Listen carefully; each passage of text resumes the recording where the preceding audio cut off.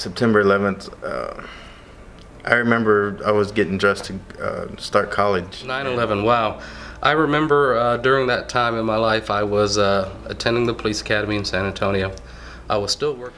I can remember pretty vividly where I was at on 9/11. I was actually in a training class, a week-long training class at a previous employer.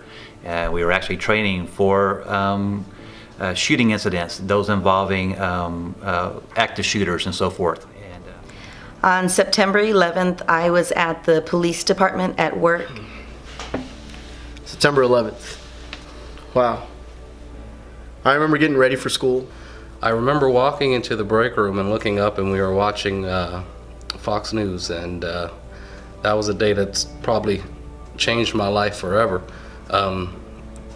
I walked into the break room shortly after the first plane had struck, and of course me and my co-workers were mesmerized about what we saw. And everybody was in the conference room watching the news, and when we were all standing there watching the news, that's when the second plane hit, and that's when it became real for me.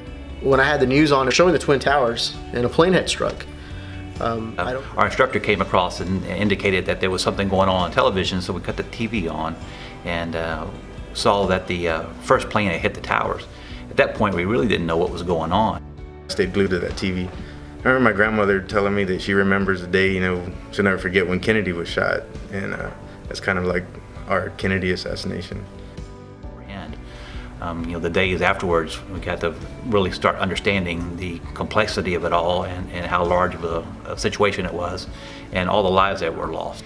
My first thoughts were, I have to get my kids, my two daughters. I had one daughter in high school and one in elementary school. And the first thought was, I need to get my girls and bring them here to the police department. It was scary just to know that the United States just has entered into a war. I was thinking about wanting to join the military. Due to my medical condition, I knew I couldn't, but I knew there was a bigger calling in my life. That day I understood what it was to be an American.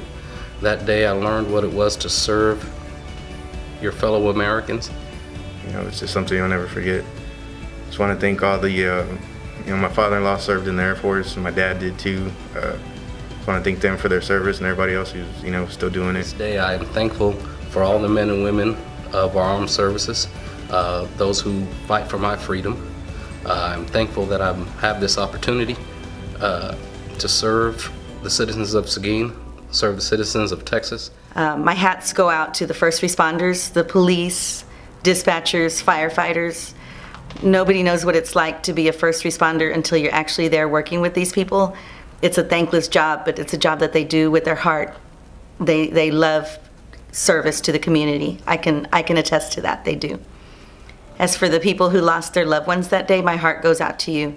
And I know that this anniversary is a painful one for you, as it is every year, but I pray God's peace over you. It was a tragic day. It's one that we'll never forget.